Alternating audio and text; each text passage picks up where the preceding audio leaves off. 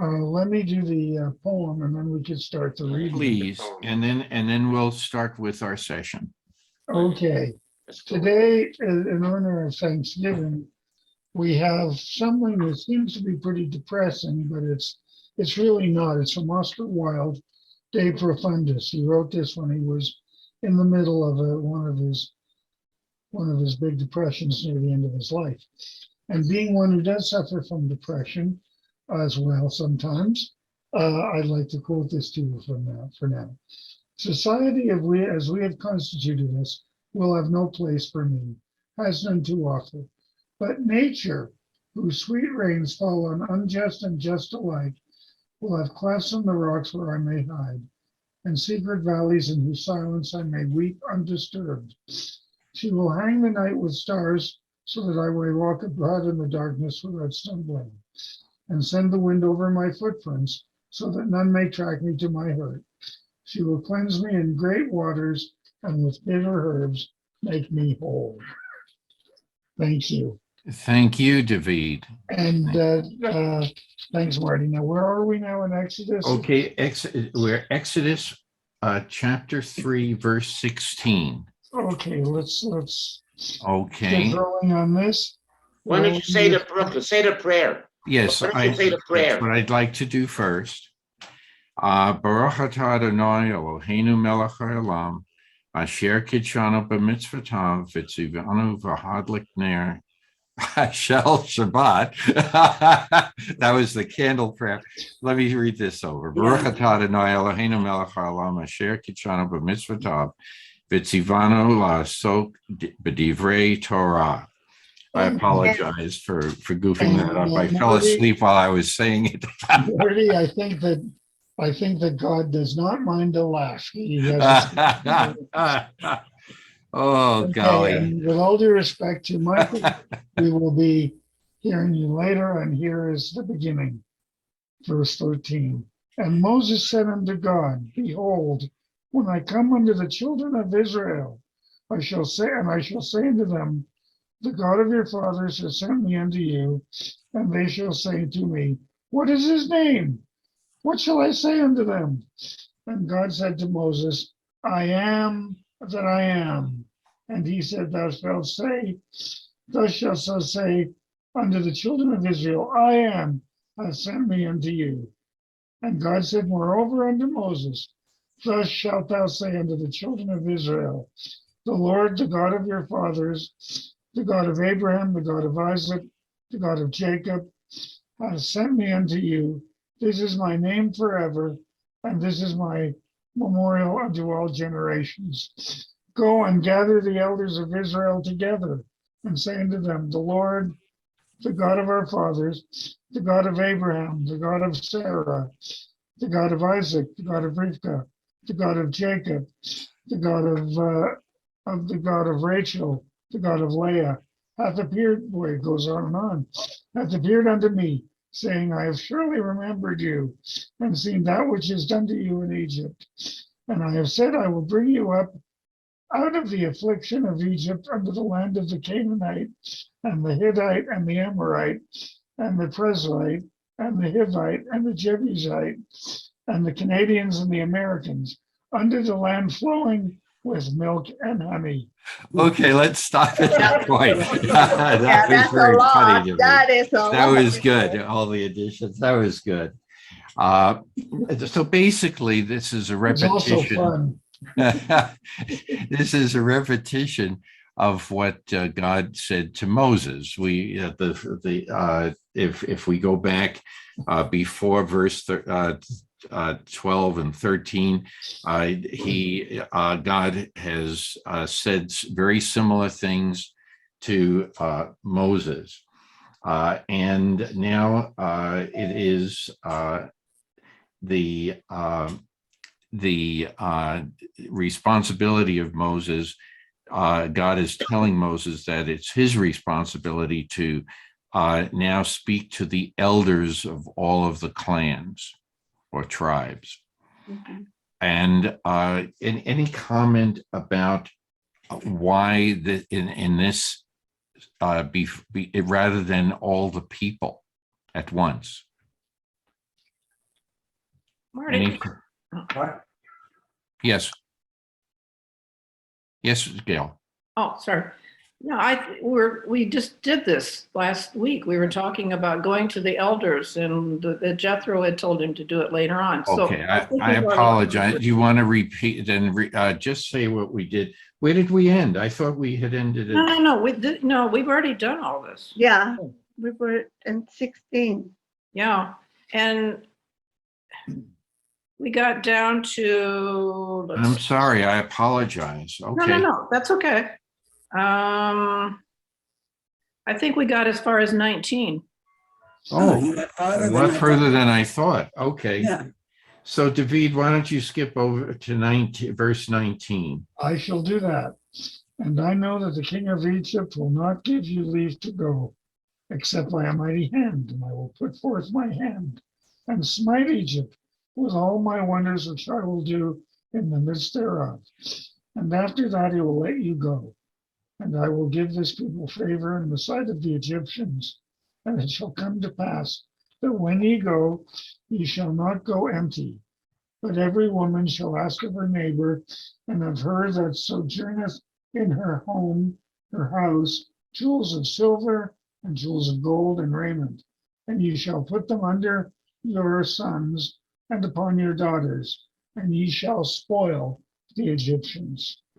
Okay, any comments?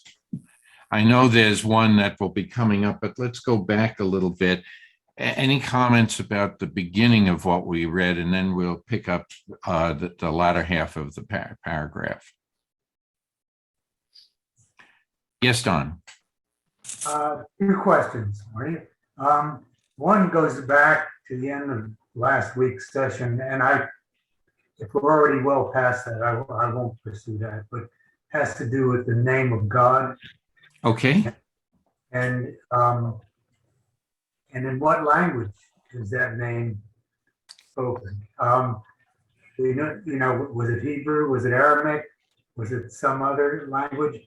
And the expression, the tenseless expression, I am that I am, from a linguistic point of view, is utterly fascinating. What I would say with regard to that is at least knowing something about the history of the area, Egyptian. there was a lot. Each culture at that time has similar stories, and maybe we hear those statements, okay, in the language in which we are raised, as opposed to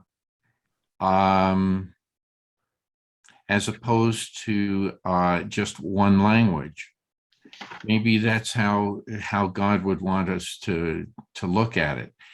I don't know the answer if it was. I do know that in other Semitic tribes at that time, they have similar stories. Oh.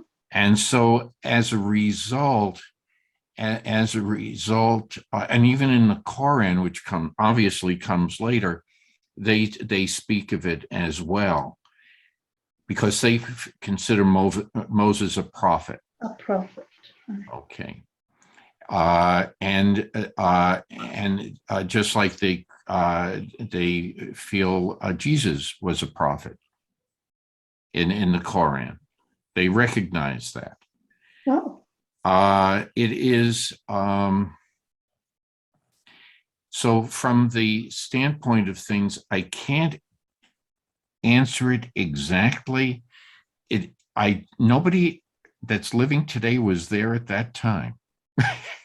So I don't know how we could answer that. I would assume that they were speaking in the local language. Egyptian or. And well, there was Egyptian, but when the Midianites, I don't think they spoke, or they may have. Oh, wait a minute. I can answer that. It just flashed in my mind. There is, and all I can say, I have read this in other sources, that some of the Midianites actually knew Hebrew and spoke it, and other Midianites did not. So that's all I can mention to you. Remember, Moses goes to Midian, and I can't go beyond that point. I don't know if Jethro spoke Hebrew. Okay, I just don't know.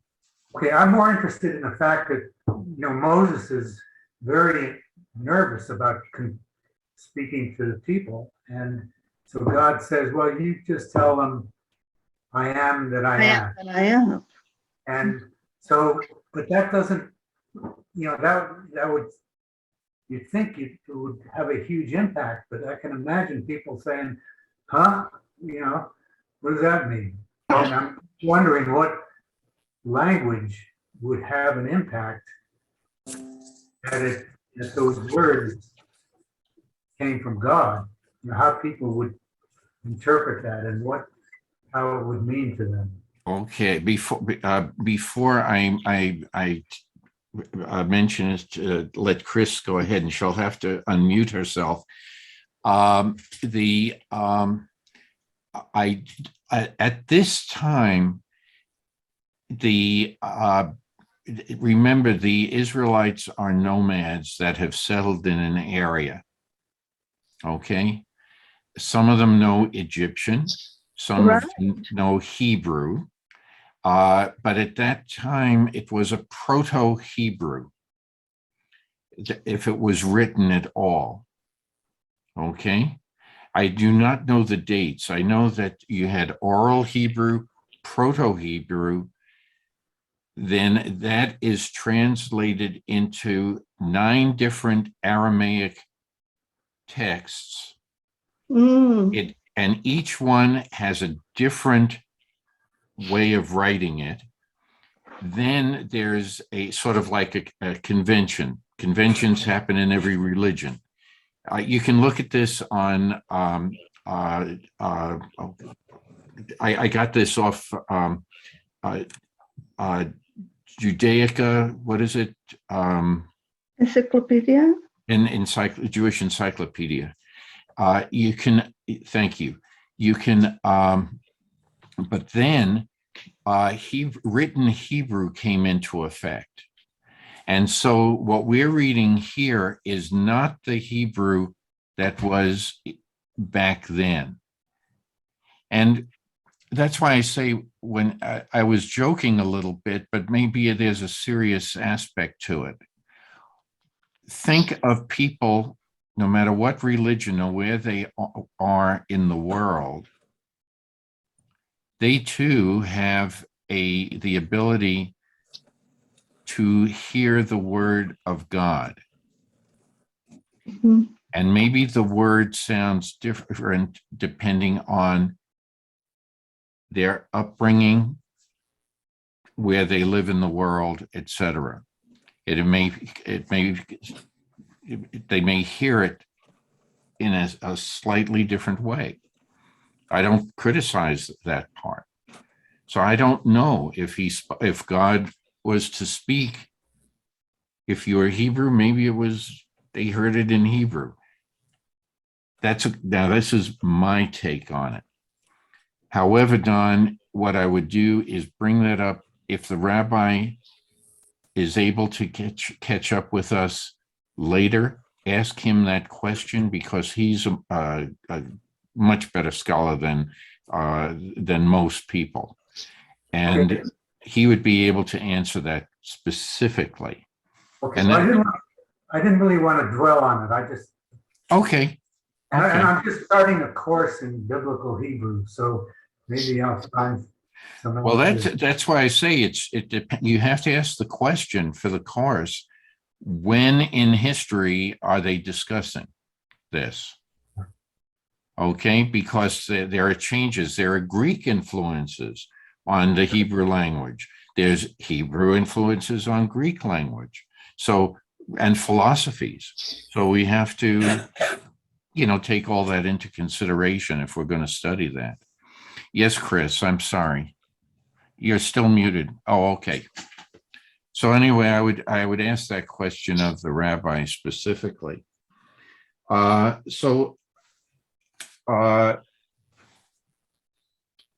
the rod or the staff, are they separate or one? I think they're one. It does seem as one, and yet, can you think of where it's separate? But I think it's exciting because it's a magic staff and a magic rod Yes. that does certain things. It turns into a serpent. It turns into a great big building. It can do anything. This thing can do anything. This is one of the miracles that we're taught and we're led to imagine. Did this really happen historically? I don't know, and I don't. Probably not. That's But, right. but that's not the point. This is part of the magic that we get in so many fields, in Judaism and other faiths, and in life. We get the appearance of this magic, and I think it's a beautiful image. It has it's not, I wouldn't say it as magic, but it has godly powers, Yeah. because I think that's Okay. That's a good, yeah. You finished. I'm sorry for interrupting, Michael. Why don't you say some more about that, the godly powers? Have we got to the rod yet? Have we got to that part? Yeah, well, Yeah. you brought us back, Don, to last week. So, and that's where we're talking about the staff. We are jumping ahead. Which verse is that? That's one of the, oh, that's coming up. That's going to come up. That's going to come up. I'm sorry. Yeah. But I'm sorry I jumped ahead. My fault. It comes up very shortly. Any comments about the prophecy that God is making? He said this to Moses, and he's saying it to the elders. But why did he choose the elders?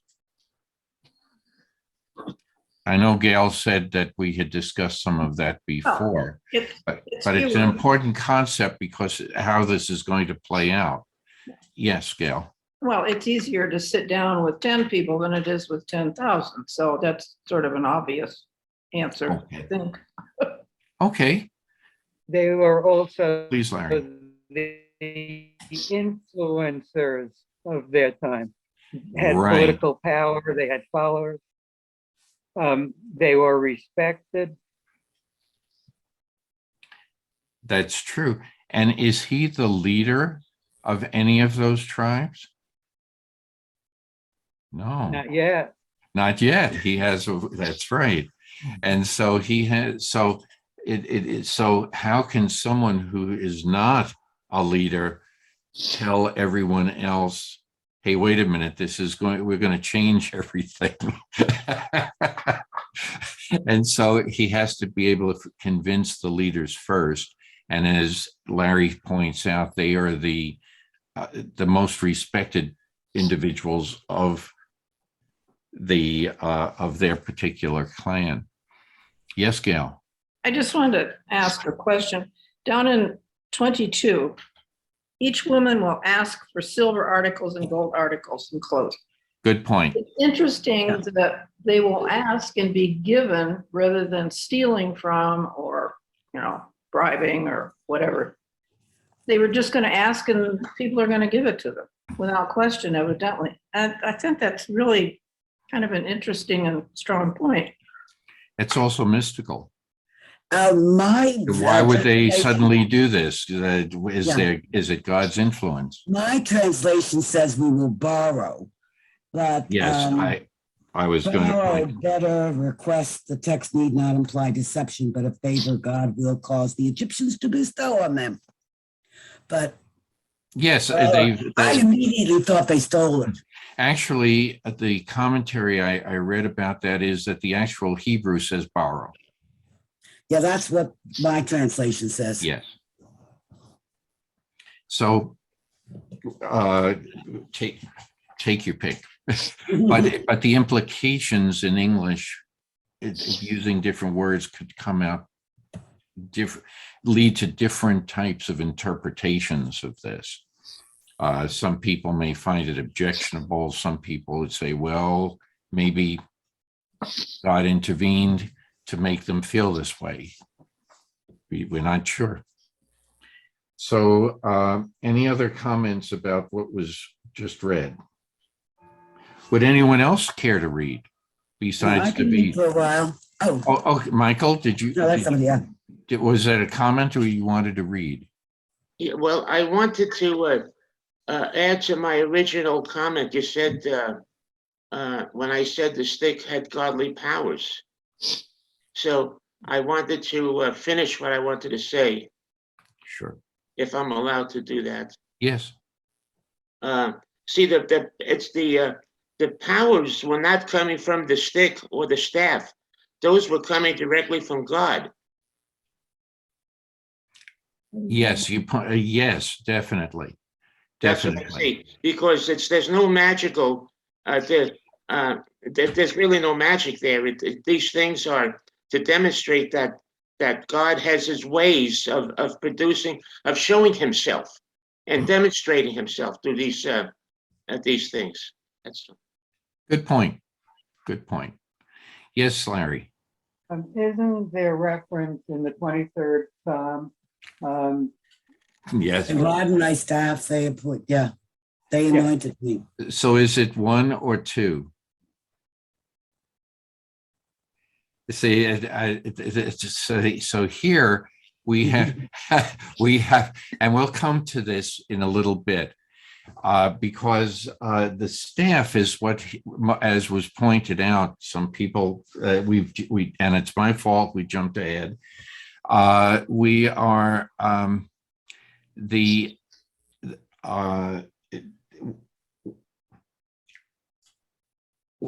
why don't we save further discussion on that until we get to it? Because otherwise we're going to leave out a large section here. So if whoever wants to read, if they would read verse 1, this would now be of Exodus 4. And Donald raised his hand. Yes, Don. I'll read for a change. That's all right. Sure. Go ahead. Okay. Now Moses kept the flock of Jethro, his father-in-law, the priest of Midian, and he led the flock to the backside of the desert. And came Wait a minute. Wait. No. You're in the wrong place. No, Whoops. 4:1. 4:1? Exodus 4, verse Now 1. we're 4:1. Yeah, what happened? I tried to Okay, skip it. while you're trying to catch it, we'll come back to you. Well, Yes, I Chris. got, Okay, I got it. Okay, Don, let's go. Try again? yeah, Go ahead. Okay. never mind. Exodus 4.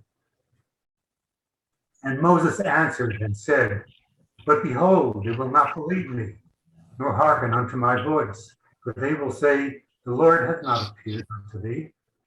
And the Lord said unto him, what is that in thy hand? And he said, a rod. Okay, let's stop at this point. Why do you think Moses is raising this question?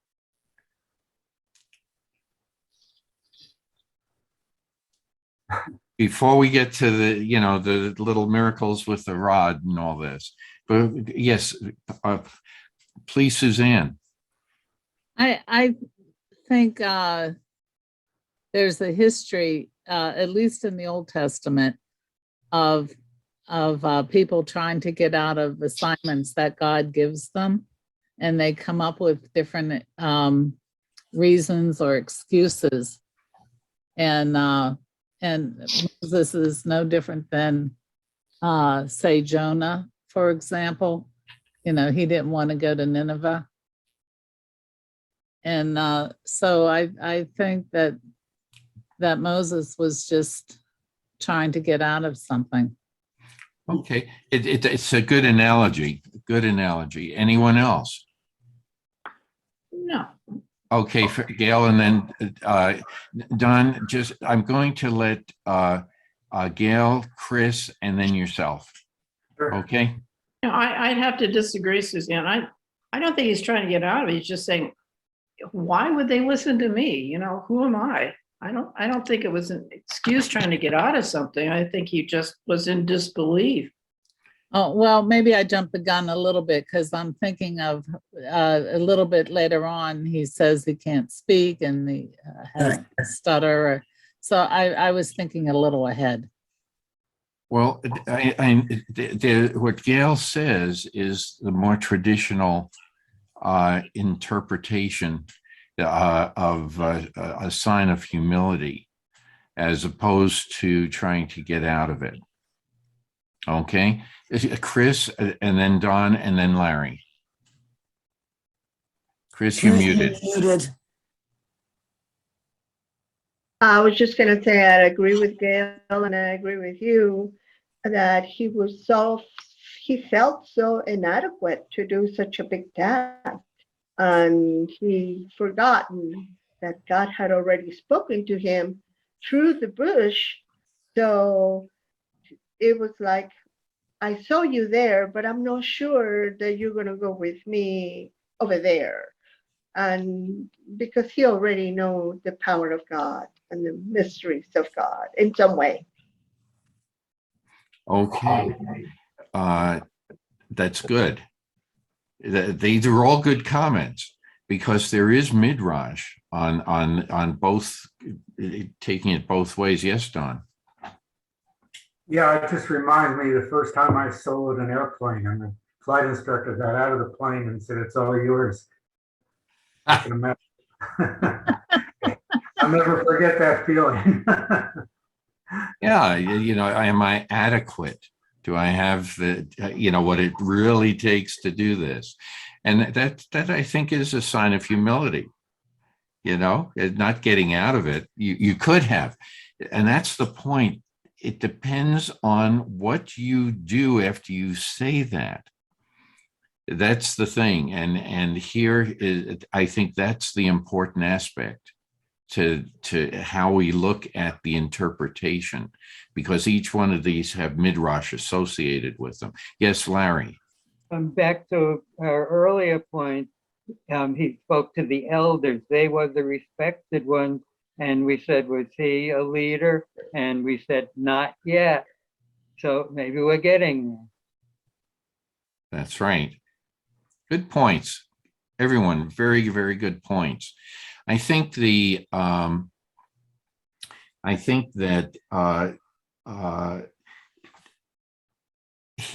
an interesting question. If God says that this is what will happen, this is what you have to do, let's talk about Abraham for a second. Does he believe it right away, or does he hesitate? Yes, Chris. According to Torah, it doesn't seem like he hesitated, but humanly, it's only understandable that you would sit on it, or don't be in a hurry to get to the mountain. Okay. But If you question it, though, is that faith in God? If you question what God says? What God orders, yeah. I think, gosh, that's a really good question. I think as humans, when we fail to recognize who asked us such a task, I think it's pretty normal to say, why me? At least, why me? But if you are in the place where Abraham was, that God had already told him so many things that were coming his way. He has blessed the people that he was going to have descendants of. And it's like, this has got to be done. And there's no question in my mind that that's how he felt. But as normal humans without the knowledge of God, of really knowing what he has done in the past, I think it's very understandable that we say, are you sure? I know I have done it in many occasions. I have not always been submittable to what he says, do this. But I think it's very possible. Okay, so I just want to say that there's a whole bunch of different takes on that statement.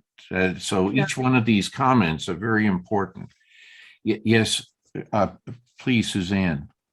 Yeah, I guess it depends on the question, because, for example, Abraham asked God several times, you know, would you destroy Sodom? I don't remember if he specifically said Sodom and Gomorrah, but, you know, if there were 10 righteous people, or if there were 5, or, you know, he kind of narrowed the list. And God was very patient and said, no, not even if there was 1. Of course, what God did was remove the 1, and then he went in and zapped those 2 cities. So I don't think God minds questions if the idea is to learn and to understand.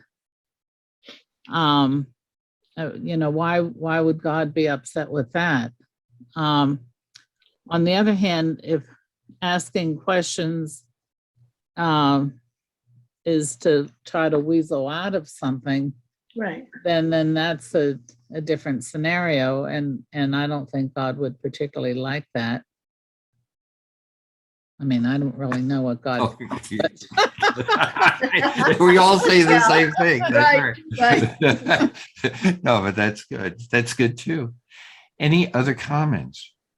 Yes, Gail. Well, we're about to find out how God is going to give Moses confidence. He's going to give him something tangible that will, you know, make him more confident. And you know, that it's kind of like having a lucky rabbit's foot or a leaf over or something.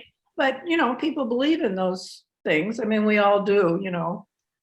Now, so the rod that's being commented on, it is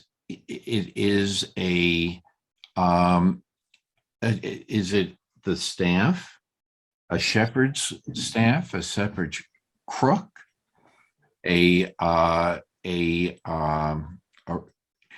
this a rood, R-O-O-D?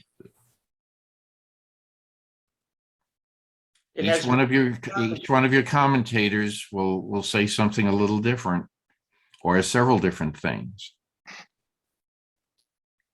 Maybe it's a good time now to, I'd like to read on a few more verses, because the story gets really interesting at this point. It does, but before we do, why, if we interpret it as a rod, a straight rod, okay, but a shepherd versus a shepherd's crook. Let's go through this a little bit, because then when we focus on it, because most of us have seen the movie Exodus, okay, and there's only one symbol used, all right, not 2, but only 1, but there are different interpretations.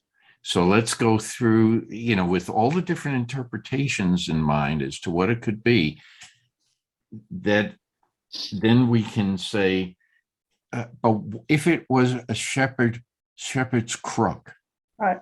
okay, why would that be important? Yes, Larry, please. This here are shepherds. They have this as a practical tool. They all have it. He has used it. It is symbolic of his trade being a shepherd.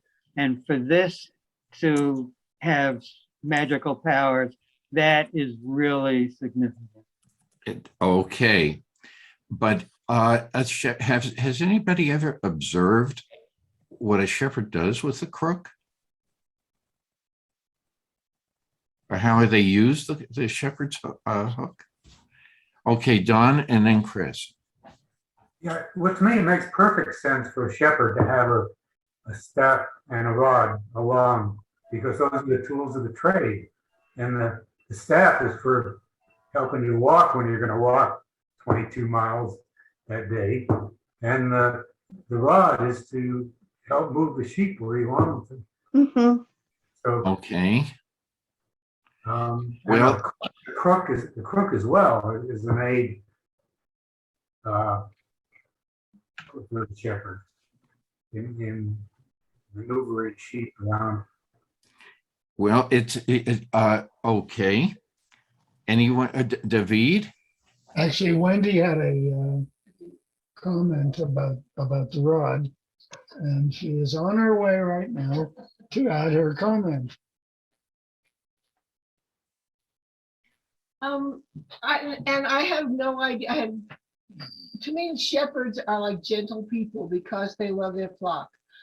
And they take the rod and they don't hit them or put their hook around their necks to get them somewhere. I think they just gently prod them to go where they're going.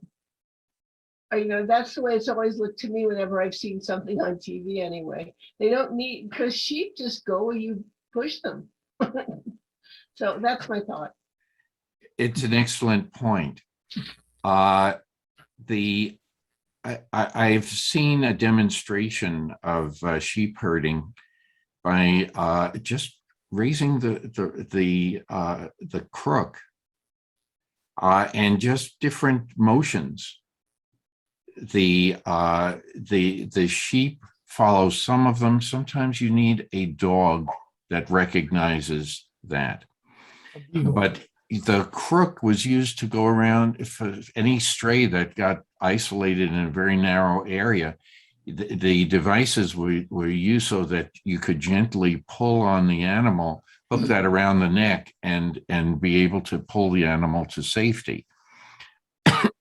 Also, it can be a walking stick too, but it had a definite use, and many times using a rod along with it, you're able to get the sheep to do your bidding. What else? So what is the symbolic nature of this? Why are we talking in terms of sheep? Yes. Please, Grace. Thank you.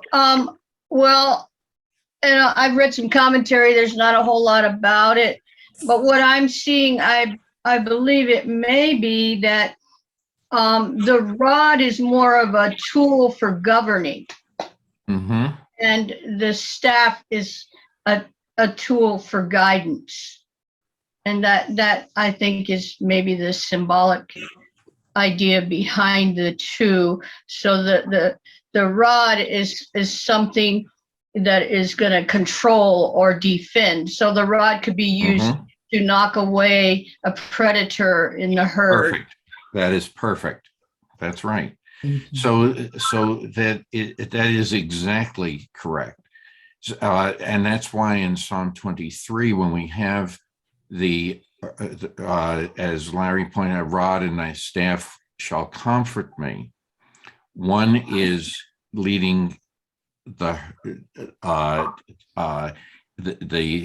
soft side, giving us direction and things like that. The other is protecting us. Very good. Very good. And that's why many is the time. But here it goes back and forth. It goes back and forth. So so now what is Moses told to do about it? Verse 3. Okay, can I go on here? Please. Okay. And he said, cast it on the ground. And he cast it on the ground, and it became the Library of Congress. No, it did not. It became a serpent, and Moses fled from before it. And the Lord said unto Moses, put forth thy hand and take it by the tail. And he put forth his hand, and he laid hold of it, and the Library of Congress became a rod again. Not really, no. The serpent Okay, became a rod. in his okay, hand. David, you're We high are on eating alone something. today, David. This is not the usual David. Right. He Too must much have had some turkey. pretty good Thanksgiving schnapps there, huh? It's too much tryptophan from the turkey. Yeah, this Right. is Any comments about this? Oh, there's commentary about it. I'm sure, Yes. because this. the thing that I wanted to say, if I might, is that it almost doesn't matter in interpreting this what the rod became, whether it was a snake or the Library of Congress or something beautiful or a nuclear explosion or something terrible, the Trinity site, but that it became something, and something that had meaning. And that's what I was trying to say. There's actually method to my madness there.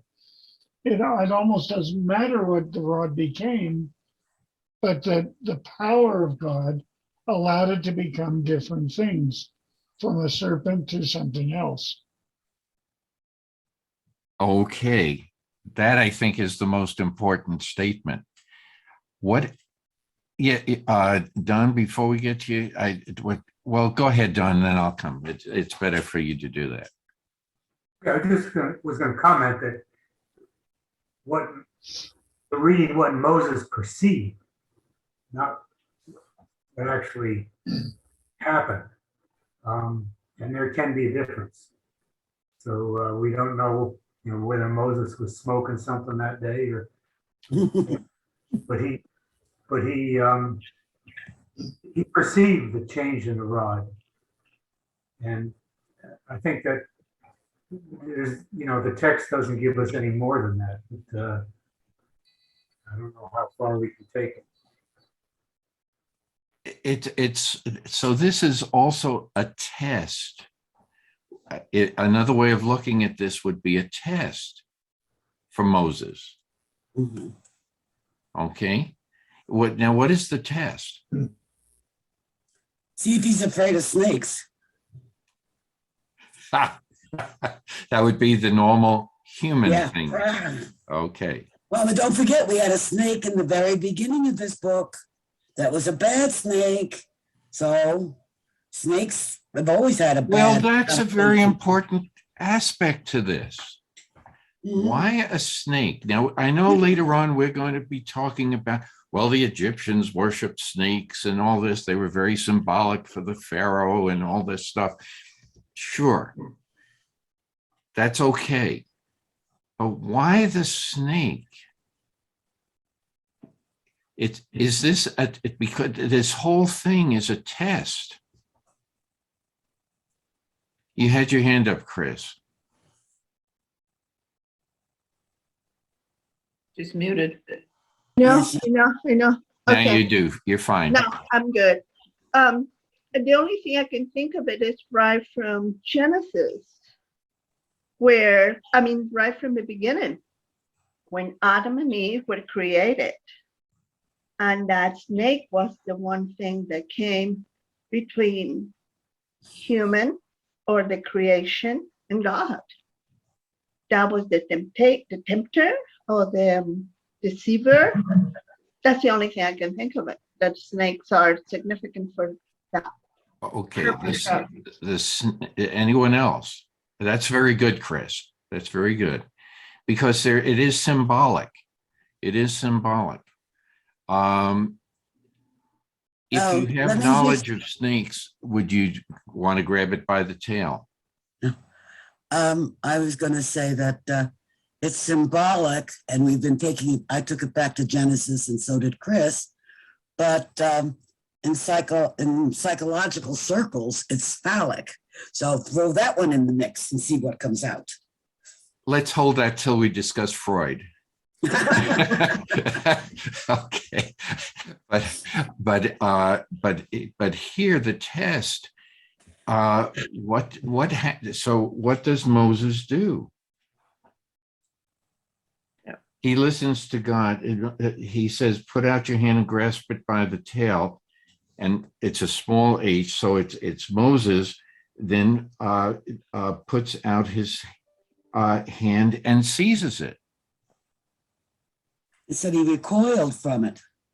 At first, Oh, which is okay. the human thing, and you would. Okay, I see. Yeah, but you're later. God says, "Now pick it up." And Moses, what does he do? He put out his hand and seized it, and it became a rod in his hand.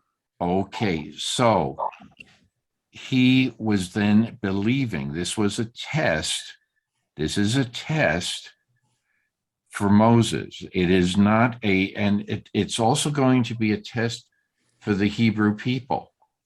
It's going to be a test for Pharaoh. We can have a similar discussion. But yes, Gail. I don't think it's a test. I think what God is doing, because, he does several things upcoming here in a few verses. It's really showing him, okay, now you've got this staff and you know that I'm with you because you got the staff in your hand. It's a reminder of God's power. I don't know that, the magic part I'm not really into. I just don't get that. But it's a confidence builder, and he's always going to have the staff with him. It's just it's a reminder. It's all it really, that's the bottom line. So when Okay. we say test, I'm not sure that it's a matter of test. I think God Well, is just demonstrating what he can do. it's a test of faith. Right. That what God is telling you that you are going to believe to be true. Mhm. That's all. That's all. Mhm. Yes, Larry. Okay, previously we discussed, Moses said, "Why should they believe me?" Mhm. Mm-hmm. And so now he is giving Moshe the tools to strengthen his case that this is more than me, myself, it's God's power. So it's not a test of Moses, it's giving him the ammunition he needs to build his case. Right. In Moses' mind. Not yet. He hasn't said anything to the people. This is all in Moses' mind. So he's trying to convince. So the test is, it's in my mind that this is a test because Adam and Eve failed the test with the snake. Okay, they believe the snake. People learn to fear the snake. And the snake has a chance, is a tool of God. That's how I tend to look at it. In this, and as when it was raised that the snakes, why a snake? Why would we pick a snake? He could have picked a frog. We know that there's a place for frog. Yes. So Chris and then Suzanne. And then David. I just want to tell you, you just blessed me because this whole thing from Adam and Eve, the way you said it, they fail to recognize the snake. And I love it. Moses took the snake by the tail, taking control of the snake, not necessarily running away from a snake like we think, well, if Adam and Eve would have just gone the other way, they would have to deal with it. But we do have to take control of the attitude that we have in our hearts sometimes to take the snake by the tail and take control of that emotion or attitude or thing that bothers us, that is separating us from God Almighty. I thank you for that. Thank you. You're welcome. Suzanne? Yeah, I guess I have a problem with the use of the word snake. In Genesis, the serpent in the Hebrew, I hope I say this right, Well, was Nakash. And I don't know if the same word in Hebrew is used here, but I do not believe this to be a snake. well, it's used to demonstrate an animal, whatever the animal was, a frog, but I don't believe it was Word. an animal.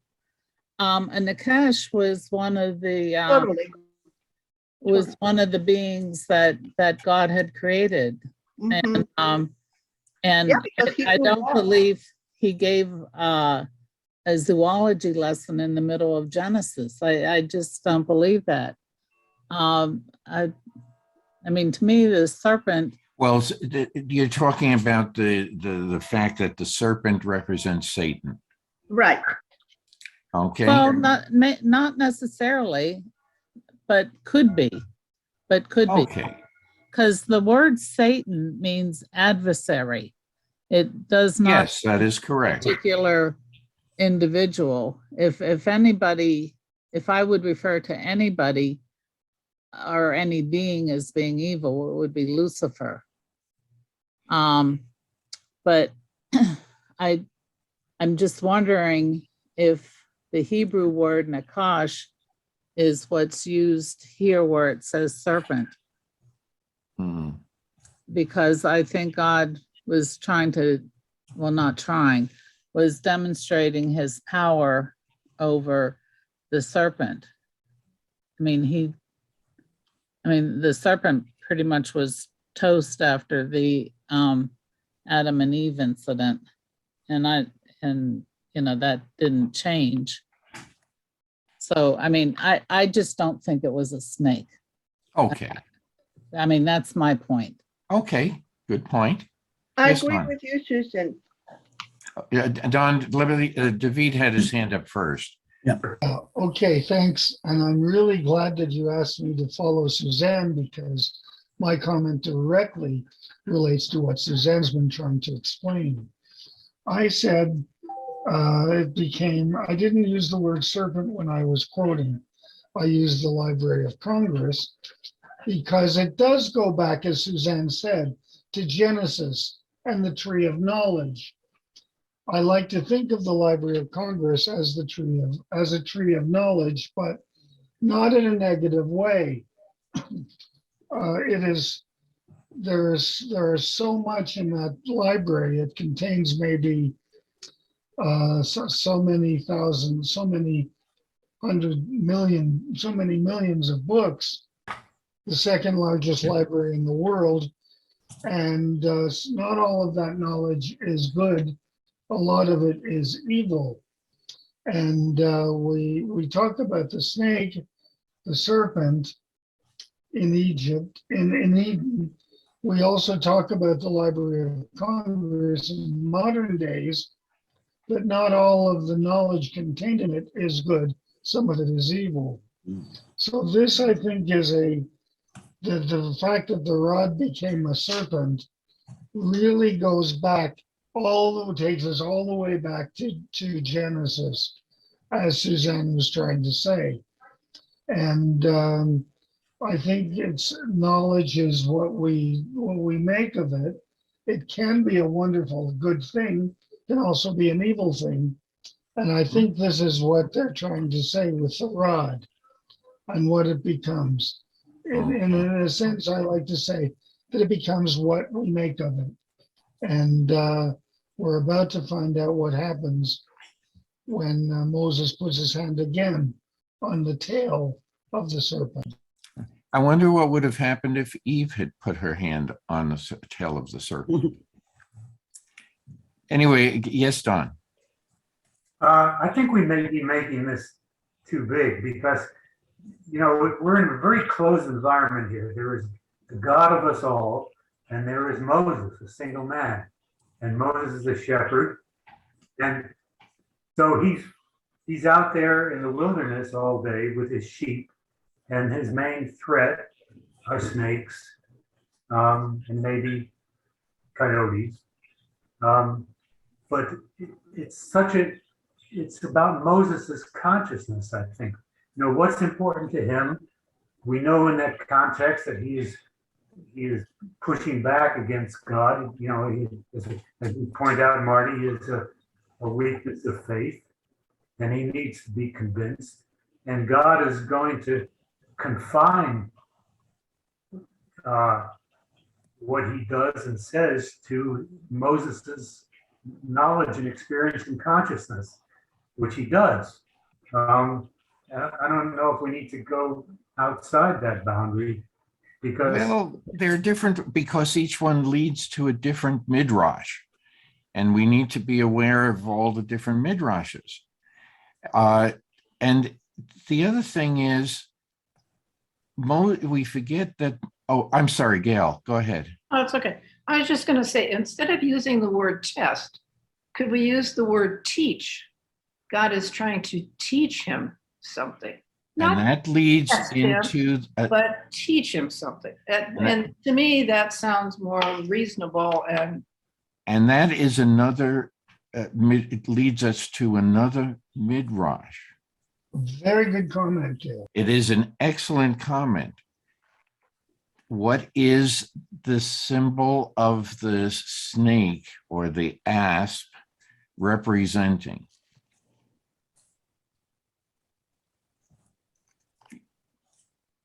Yes, Gail. Something we're afraid of. We're afraid of, or Something, his fear. past, It's about fear. Well, it's about or fear. Moses' past. I think you're reading too much into it. I think- No, he's going to be going back into Egypt. And he has, and this is Yeah, symbolic okay, but of the snake can represent fear. So God's yes, going to show him that don't be afraid. because you're going to be going back to Egypt to do all of these things, but you are going to master that snake, which is symbolic of power in the Egyptian world. You will have control over it. It's a symbol of, it can be looked at that way too. And there's midrash to Power that. and knowledge, I think. Yes. It adds to, but the midrash doesn't go into the knowledge. So the knowledge is important, but it's also symbolic of the other. You're going to be able to use this, and you're going to have power over that. Yes, and it comes true. Please, Chris.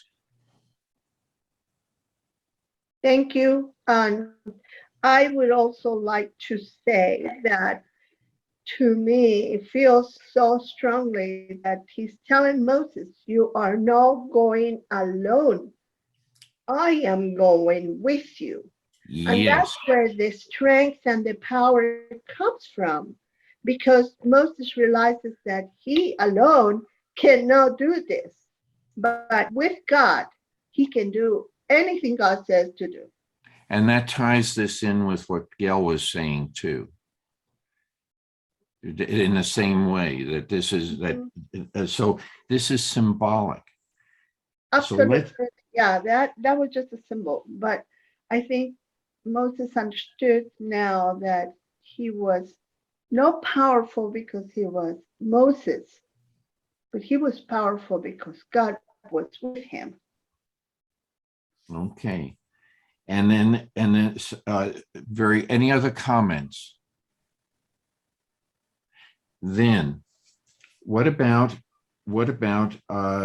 verse 5? This is again another repetition of the statement that God has said to Moses. Any comments about that?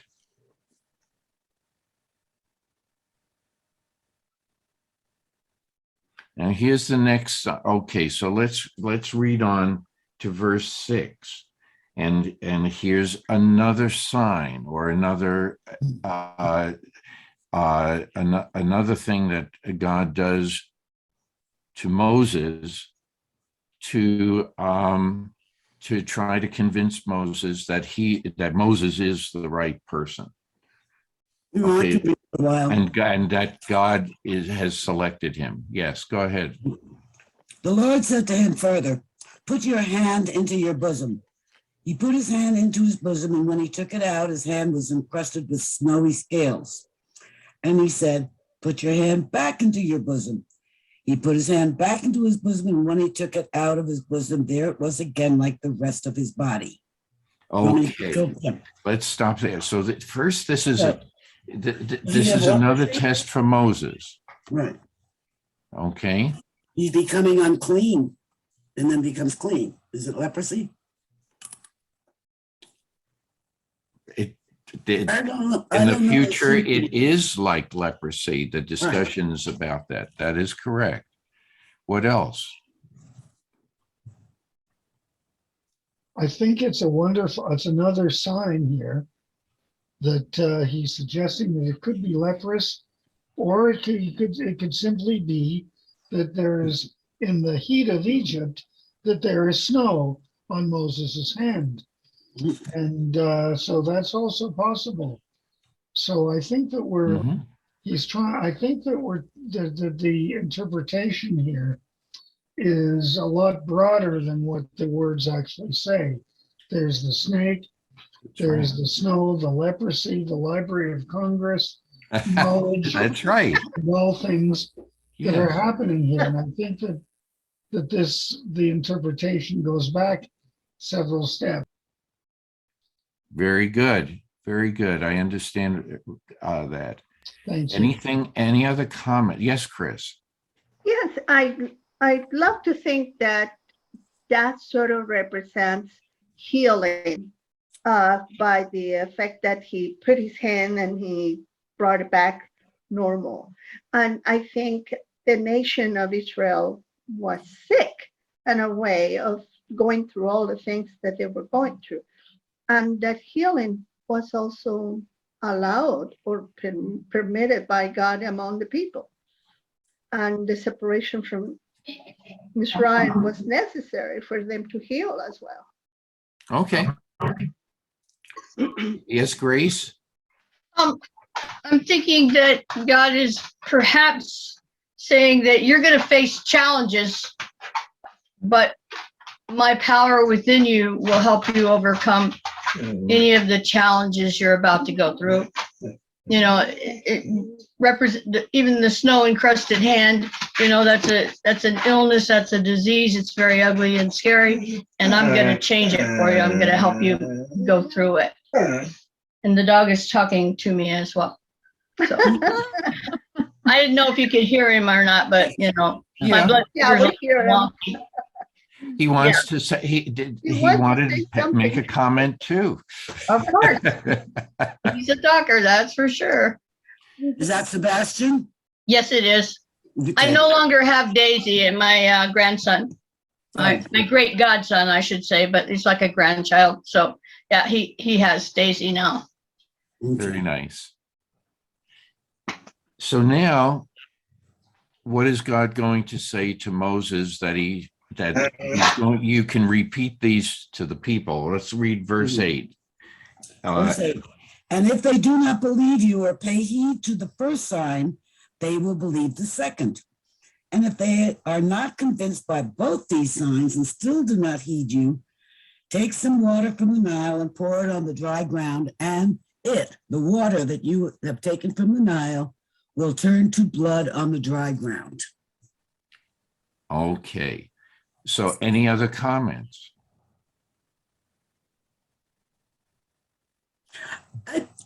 When we were back and put the hand in the bosom, to me that was like put your hand near your heart. And now we're turning river water into blood. So let's see, the first one was fear. The second is heart, love. And the third, the blood, is your life source. Right. So that's how I see those three things. Interesting. Very good. Very good. Yes, Larry. I have a commentary. Since the Nile was regarded as divine by the Egyptians, not only would such a plague be miraculous and devastating, it would also be a direct swipe at the Egyptian religion. Correct. Correct. All of these, basically, every one of these are going to be the different Egyptian gods. These are the different ways they are the Egyptians are going to be challenged by God. And because remember, the Egyptians think Pharaoh is God. Okay. So this goes, so so this is all of these things. Then there's commentary that it's for all of these signs are for Moses. They are for the Israelites and also the Egyptians. Remember, it's hard to change a slave's mind, the mindset.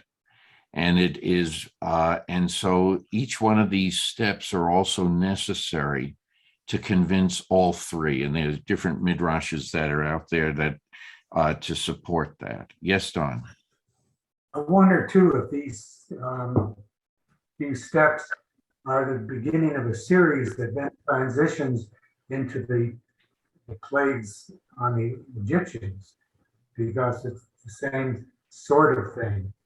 And it would give Moses the confidence to be able to transition to his power to cooperate with God, and not just see them as natural events out of the blue. Agree. The other thing is there is a midrash that because of the questions that Moses keeps raising, God keeps doing these things to if you will, to punish him by instilling within him the fear of God. Other midrash. Okay, so that yeah, we can learn by different ways. Anyway, so any other comments before we read on about Moses? Okay, verse 10, please. Okay. But Moses said to the Lord, "Please, O Lord, I have never been a man of words, either in times past or now that you have spoken to your servant. I am slow of speech and slow of tongue." And the Lord said to him, "Who gives man speech? Who makes him dumb or deaf, seeing or blind? Is it not I, the Lord?" Okay, let's stop at this Stop point. there. Okay. Yes, Larry. Wasn't there a story about how Moses took, as a child, a glowing coal and put it in his mouth, and that would burn his tongue, and why he has the speech impediment? But there are lots of different ones, but yes, there is definitely. Yes, to try to explain this. Yes, Gail. Okay, so Friedman says, I like Friedman. He said he thinks it's because he doesn't speak Hebrew. And in Ezekiel, they refer to heavy of tongue, which means you can't understand a foreign language. People sound like they are heavy of tongue, okay? And that's why he had Aaron speak to the elders, because Moses didn't speak Hebrew. He only knew Egyptian. Good point. Another excellent point. There's also midrash that he was tongue-tied because he had a membrane. Some people are born with a membrane between the bottom of the tongue and the fleshy part of tissue between the jaw, and as a result, today we know we can cut it and everything in youth and everything will be fine. But otherwise they have a different speech pattern. Okay. If you try to speak with your tongue frozen or minimal movement, it's very hard. Very hard. So, so there are different stories out there to explain this. But I think that it is an interesting one, Gail, the one that you bring up. We know he could speak Egyptian. He was brought up that way. But we also know that he visited the Israelites. He also then was with the Midianites. He may have spoken, we just, we don't know. But I know Friedman's explanation makes a good sense too. Very good sense. So any other discussion on that? Okay. What about the statement that God makes to Moses? Shouldn't Moses have known this already?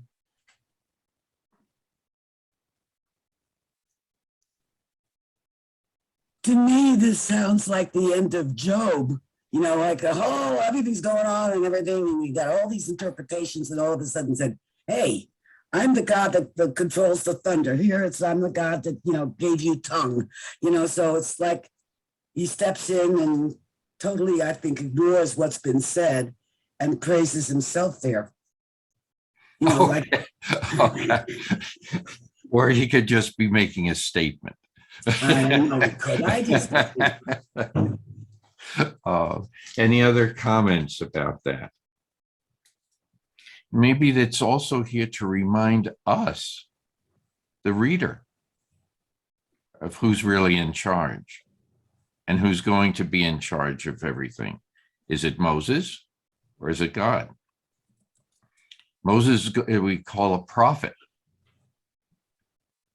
Does a prophet say, why do we call them a prophet? He just says the voice of, he's saying what God is telling him to say, or the words of God come out through his mouth so that the people will hopefully will understand. So it's God is in control. Yeah. And that, so that even our discussion today, God is, if we are to think in those terms, God is in control. Right. We may think we're saying it, but maybe it is God that is making us say these things for us to ponder. I don't know. A lot of it is, Shakespeare would call this an aside. Right, David? You're muted, David. I'm sorry. You're muted, David. Okay, is that better? Yeah. I just wanted to say you're absolutely right. Oh, okay. It's another interpretation, but the point is that this is it. There's more to this statement than just trying to Moses. It's to the Israelites, to the Pharaoh, and now it's including us. Yes. We are there.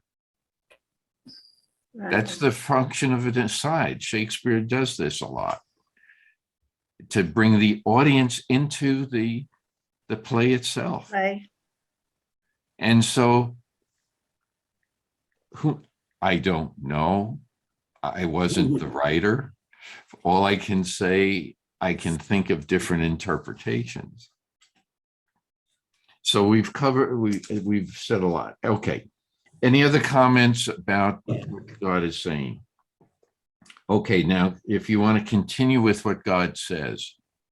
Now go, and I will be with you as you speak and will instruct you what to say. But he said, lowercase he, please, O Lord, make someone else your agent. The Lord became angry with Moses, and he said, there is your brother Aaron the Levite. He, I know, speaks readily. Even now, he is setting out to meet you, and he will be happy to see you. You Okay. shall speak. Oh, okay. Okay, go ahead. Go ahead. Yeah. You shall speak to him and put the words in his mouth. I will be with you and with him as you speak, and tell both of you what to do. And he shall speak for you to the people. Thus he shall serve as your spokesman, and you, with you playing the role of God to him, and take with you this rod with which you shall perform the signs. Okay. Any comments? Yes, Larry. Yeah. What's this business of God getting angry? That doesn't sound like a typical godlike response. Also, I want to know, where did this Aaron come from? We've never heard of him before. Moses, we have the story from birth, and we know about his sister. Yeah. Was there a previous mention of Aaron? No. The Yes, Gail. the other odd thing is he refers to him as your Levite brother, not your brother, but your Levite brother. Mhm. And yeah. Kind of interesting way to Well, phrase it. now it's coming together for us. Right. Okay. It's your brother of another mother. Oh, Anyway, so several different questions have been asked. Yeah. Let's take them one at a time. Okay, so whoever speaks first will have a choice of which question they want to answer. Go ahead or discuss. Ricky, the hand. Okay. No, I don't know if this is a question, but thus he shall serve as your spokesman, with you playing the role of God to him. So Moses now God to Aaron, which is strangeness. Anyway, that's all. I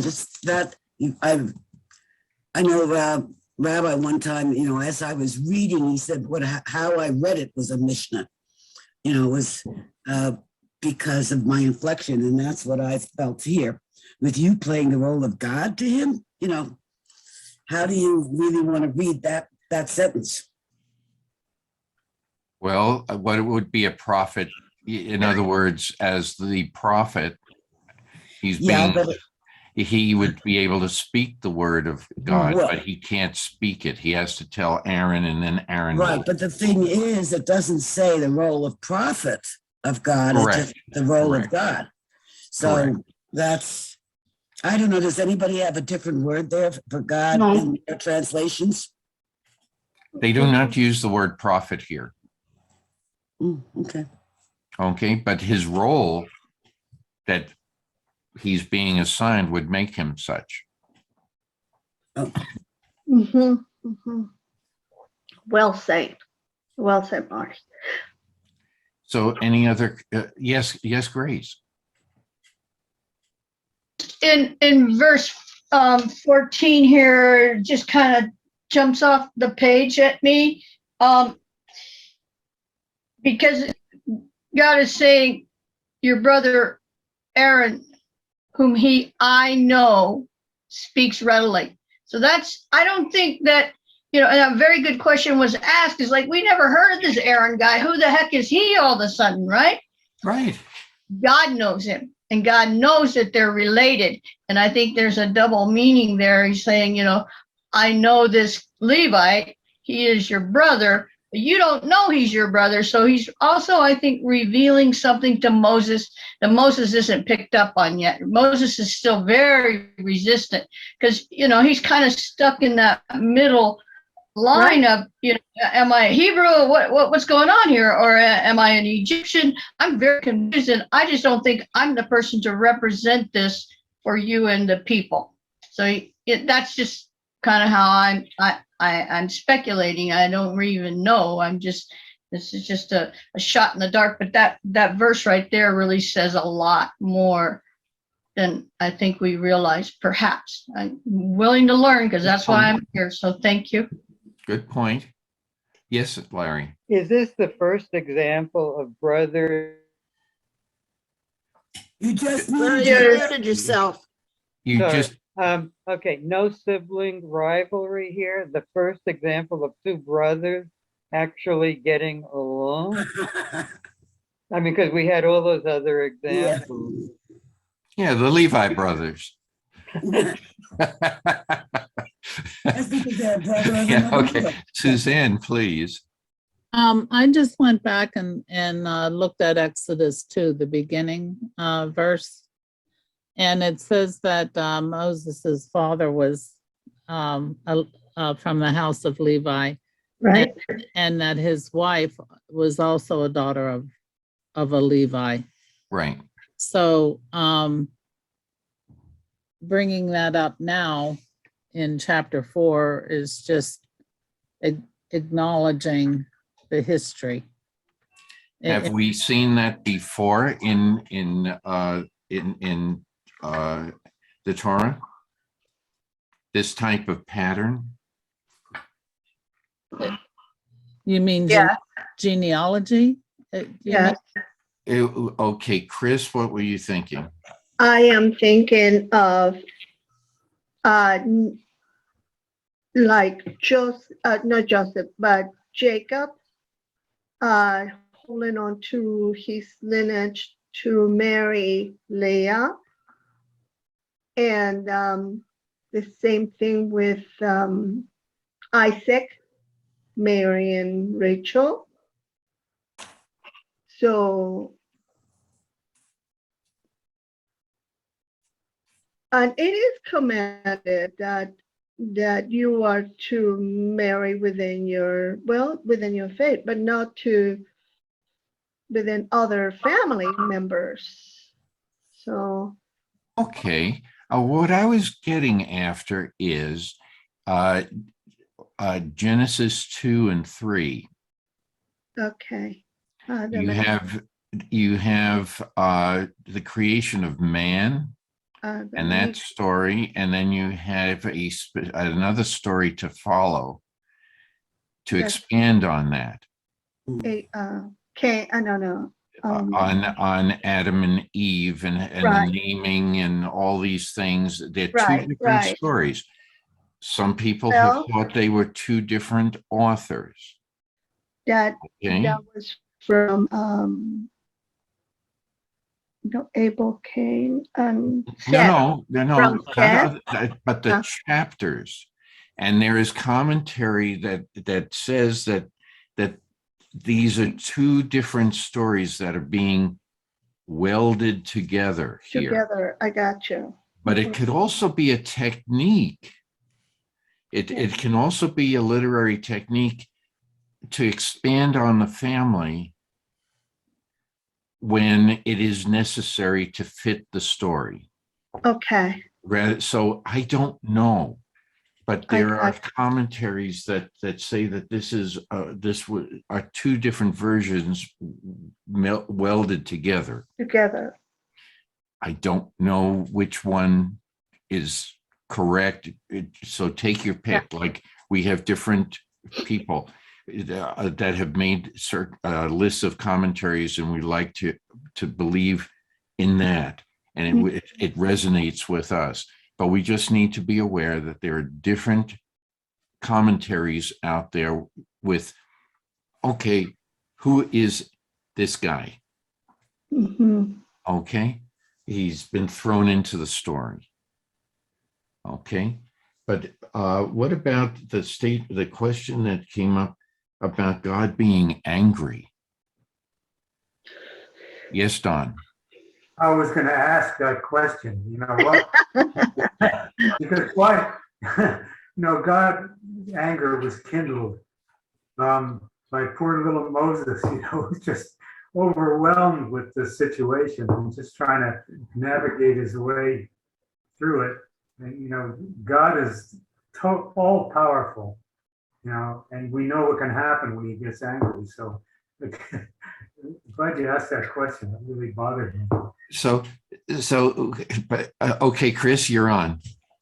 Well, I was just gonna say, we need a rabbi right now, because I Yes. want to know if the word Hebrew, anger in Hebrew, Exactly. means exactly that, anger. And so we are up on the wall. I mean, there's no rabbi today. Does anyone have any commentary on that may explain that, what Chris is raising? I don't have a commentary.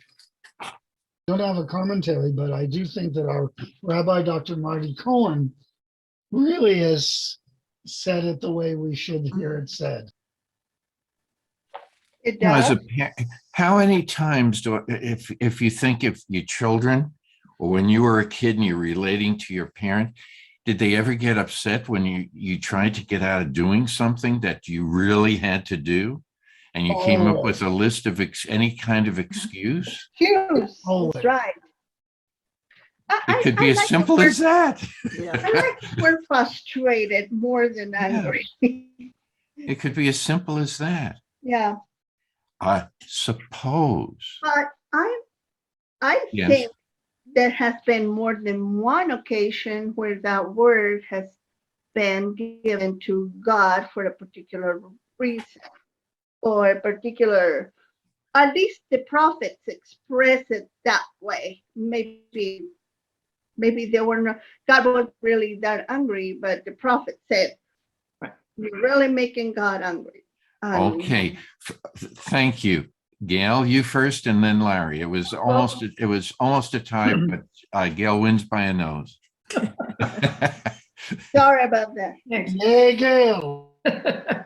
And well, what God says is, I don't know that he's so mad at Moses, but he's saying, isn't Aaron your Levite brother? I know that he's going to speak for you. And here he is, he's coming and he'll see you and you'll be happy in his heart. So he's saying to Moses, look, you're not going to be alone. Aaron's going to be right with you. He's going to do the talking. So relax, you know? So good. that's a good point. That's a very good point. So as a parent, you would say in what you just said, maybe it's being very annoyed instead of angry. Yeah. Or, come on, guy, I need you to do it. And he's very tactful as to how he with a capital H addresses Moses. And so maybe that is a lesson. Yes, Larry. Okay, I went to Fox, who is considered Please. one of the most literal best translations. And he said, flared up, literally burned, the normal biblical metaphor for anger. Oh, Okay. So God is really getting testy, but he brings it under control. He sure. could pass judgment right away. Yeah. He didn't throw them out. He He kept on talking gotta to find them. someone else. But he doesn't. He's giving another chance. Take it now in the role of a shepherd. Moses, we've spoken about Moses that's going to be acting like a shepherd with this staff. Now, God, how is he handling Moses?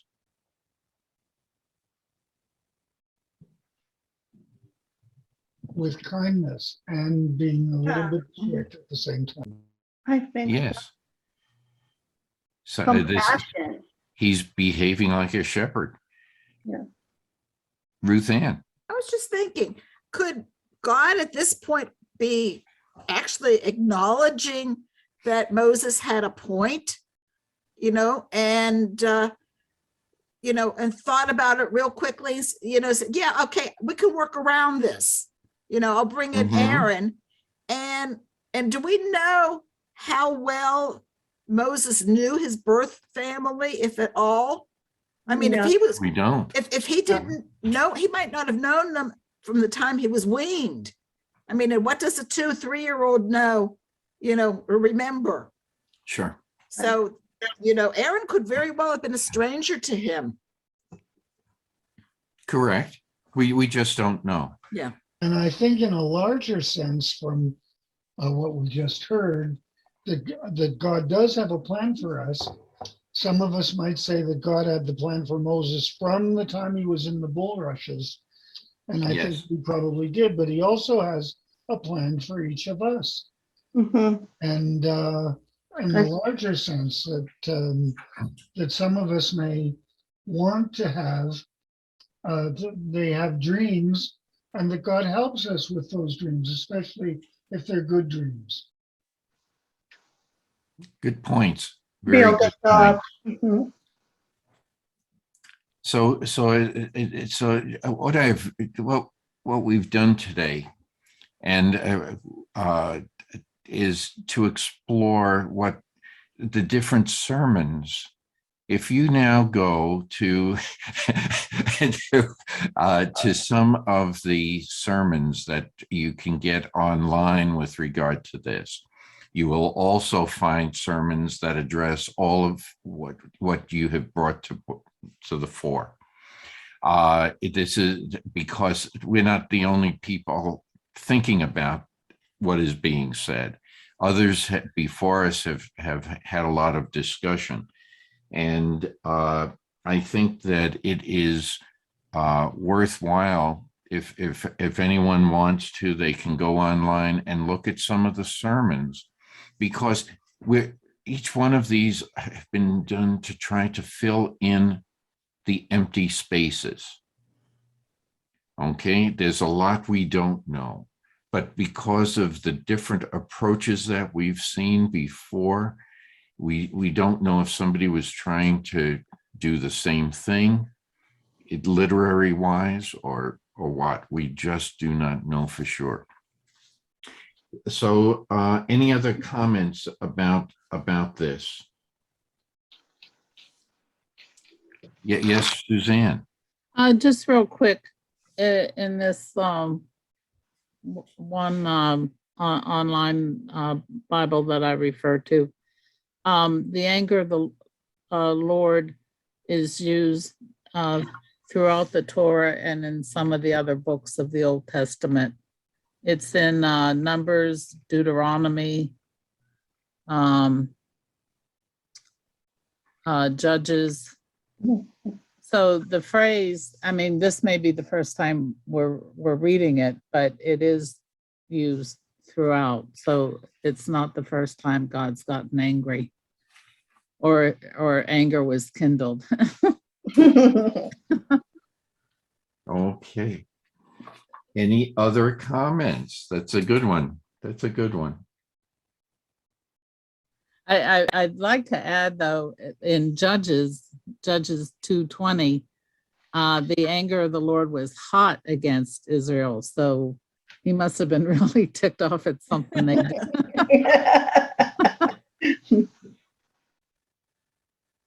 Okay.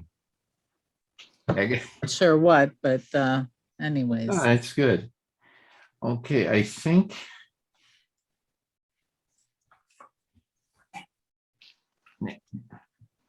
let's see. I just wanted to. Okay, we covered what's in Plow. So let's. So if somebody would read verse 18. I can do that. Okay, that's fine.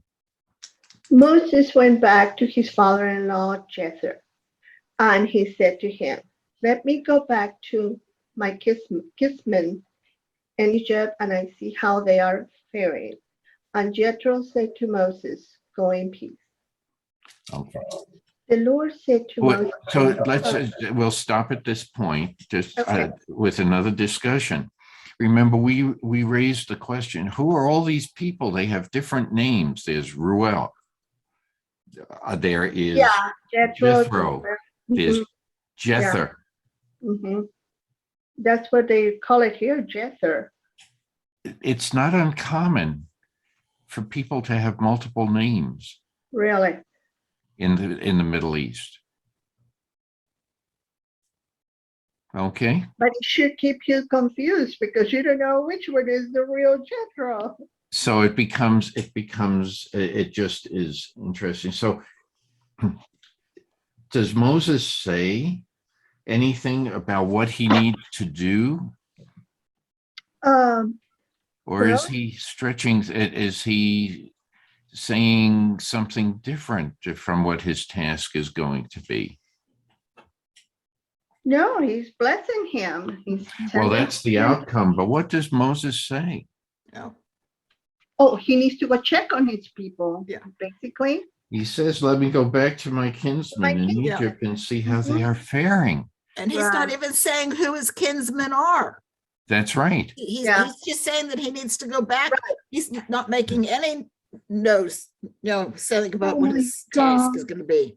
So is he, so depending on your frame of mind, you can interpret this statement multiple ways.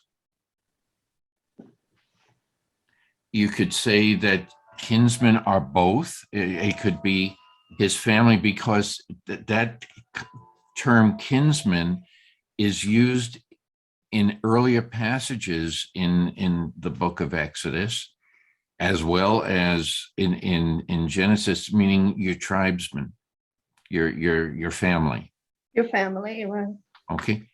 But he has two families. We know he has two families. Okay.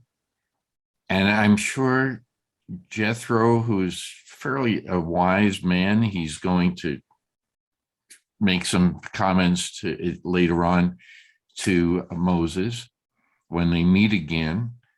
But so Moses is not telling the entire story as to what he has to do. Right. Is that fair? For the moment, it will be to him because what he is getting ready to do is something God has commanded him in the privacy of the two of them. It was not for Moses to disclose that to anyone else, I think. Good point. Please, Ruth Ann. I think at this point, Moses really doesn't even know what he's going to be told to do once he gets back. It's a mystery to him as well. And how is he going to even get into the Pharaoh's court? Yeah. He's no longer dressed like an Egyptian. Right. So it's something that I think we need to question. This has come up in another way. People will interpret what you say. You can say a half-truth of what you're supposed to do, and people will wind up walking away with multiple interpretations based on their own perspective, their own way of looking at the situation. So one said, you want to go back to family, that's good, go in peace. Mhm. Okay. But suppose what else are you going to do there besides see your family? That question never comes up, but suppose Jethro said that. Ask that question. I think Moses could have honestly said he didn't know, because he didn't. Yeah. Well, God told him that he's going to be throwing this rod down, and Yeah, but that's right. Yeah. But just it's one to little come. thing. I mean, that doesn't Yes. really. I think too, also in the scripture right here, it says that he told Jethro what he was going over there to do. I think that was to kind of stop the wondering of anybody's mind of why is he going back there. And it's using that as a stop for anybody to question him. What do you go back there for? Since you're so, you're where home is now, because he was married to Jethro's daughter by then, I think. Yeah. Isn't it interesting that I think her name is Zipporah, Zipporah, right, Yeah. thank you. Isn't, she's not mentioned. No, she's not going, in other words. I don't know if she's going to go with him or not. We don't know yet, because Ruth Ann's statement at this point is the most reliable Right, thing, because without knowing the rest of the story, because Moses is going to find out the rest of the story as to Right. what he has to do after he leaves Jether or what Jethro, whatever you want, whatever you want to say. Right, So I think that it's good. What I'm going to do, we still have a little time, and as I said, I wanted to leave time for Michael. The answer to the question, it comes up right now. So if we read 19 and 20, and we'll then stop at that point. okay. Yeah. The Lord said to Moses in Midian, oh, now he's speaking Midian, right? That's Oh, no, right. in Midian, right. Go back to Egypt. There's your answer, Don. Oh, Okay, go ahead. go ahead, go back to Egypt, for all the men who sought to kill you are dead. So Moses took his wife and sons, mounted them on an ass, and went back to the land of Egypt, and Moses took the rod of God with him. Okay, so now all the different questions we have raised, Right, okay, are answered in these two verses. right. So Sephora is going. That's right. And Moses' sons, in And the addition. sons as well. Yes. That would have been difficult. Ruth Ann. Oh, I think Gail was first. Oh, I'm sorry. I'm Oh, sorry. No, it's fine. Gail, your hand, the reason I didn't see your hand is it was the light from, and on my screen, the light from your hand was blocked, and their hand, they overlapped. Okay, go ahead. No, I just wanted to note that he says, and Moses took the staff of God. It's not just the staff. Now Yeah. it's the Right, staff of God. Right. right. So now it has a particular designation, and it's not just, It's not So just magic. It is what God is going to be able to do To with perform. this staff. Mhm. That's right. And any other comments? I was just gonna say, I wonder if somehow the verse 19 got transposed with verse 18. Because wouldn't it make a whole lot more sense if God spoke to Moses first, and then Moses went and spoke to Jethro? Jethro. It would, except maybe God wanted it in this sequence, to happen in this sequence.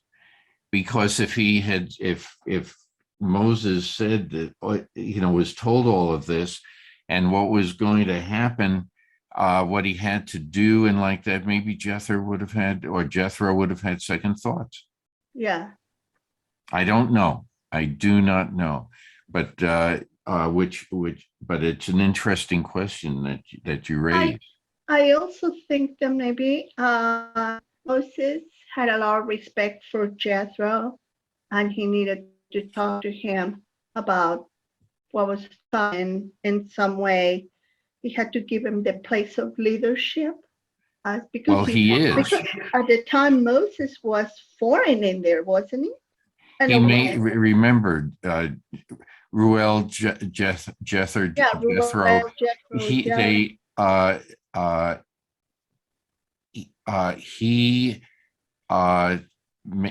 accepts Moses at the beginning. Everything, all the rulings have to go through him. He's the head of that clan.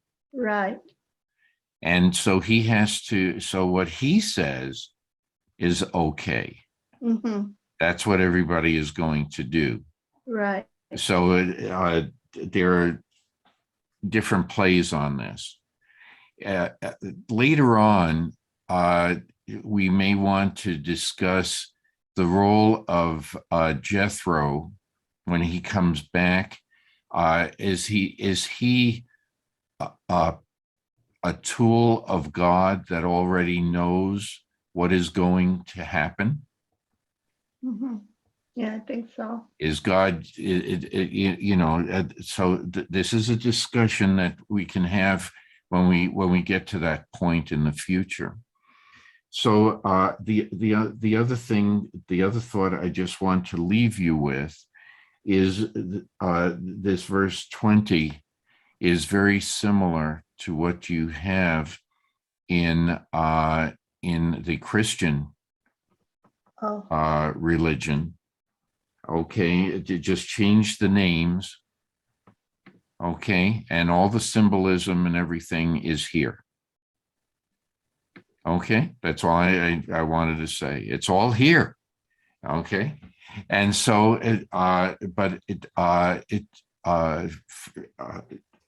so that's another thing to think about. Anything else? Okay, I'm going to turn it over to Michael, and then Ruth Ann can have her announcements, and we'll stop at this point.